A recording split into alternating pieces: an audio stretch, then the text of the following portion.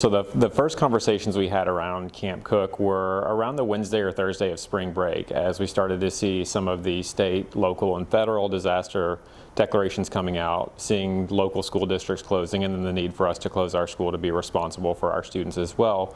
When the emergency task force first spun up, they said, can you operate a daycare? We're concerned about having childcare for our 8,000 employees, knowing that that's going to be a challenge, as pretty much every school district had closed at that point. The hours for Camp Cook were open Monday through Friday, and we open the building up at 6:15 a.m. and we close at 7:45. We know that we're going to have some 12-hour shift workers that need to utilize childcare, and so we wanted to make sure that they had plenty of time to be able to get from Child Study Center, which is located just a mile away from the medical center, but that they'd have enough time to drop their child off, get to the parking garage, navigate through that, get screened, and then be able to get on shift. So we have some children that are here only 1 to 2 days a week, some children that are here multiple days a week. So as of today, we have about 50 families that have utilized care so far, and about 60 different children that have rolled through the program. One day my mom, she came home and then she told my grandparents that they won't have to watch us, and I was like, what?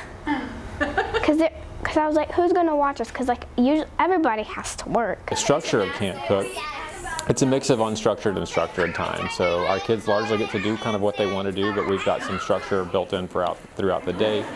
We have a gym as well as 2 playgrounds on site that they can go play when the weather's nice. Joy Hodgen, who is our enrichment teacher, also does art lessons throughout the day. So there's a mix of things to do, but children are also allowed to kind of just hang out with staff and play with each other. I played on the computers, I played outside, and then me and my friend, we built a Lego house, and I have 31 stories. Wow. And then we went to the gym. I thought it was going to be like a normal school gym, but it wasn't, and I love the gym. We have children that do have schoolwork that's assigned from their home districts, and we have teachers on site that are able to help them if they need help. And one of the more interesting things is our students that don't have schoolwork are now wanting to do work when they see some of our other students completing work in the classroom as well. My math teacher, she does it on STEM scopes, and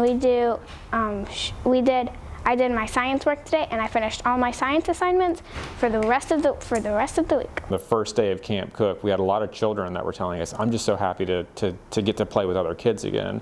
And staff were saying the same things. As they were beginning to rotate on shift, they said, you know, it's so good to see children again.